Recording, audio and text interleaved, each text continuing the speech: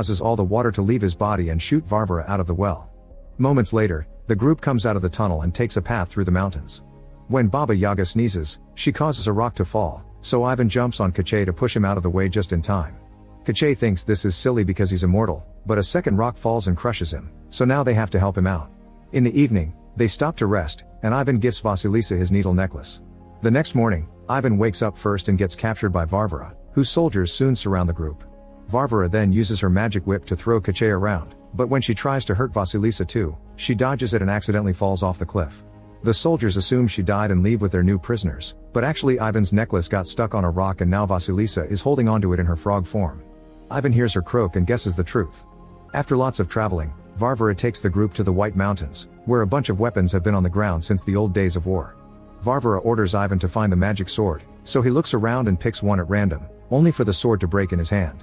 He tries to run away, but Varvara corners with hits of her whip. Terrified, Ivan picks up another random sword and to everyone's shock, this one is the real deal. He immediately destroys Varvara's whip and sends her flying, accidentally cutting a rock in the process.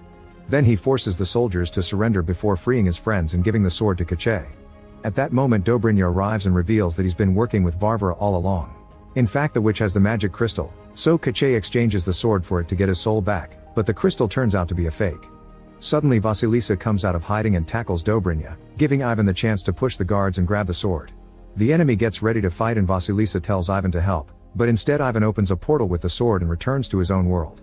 Furious, Vasilisa throws his necklace at him. In Moscow, Ivan lands in a cafe but plays it cool.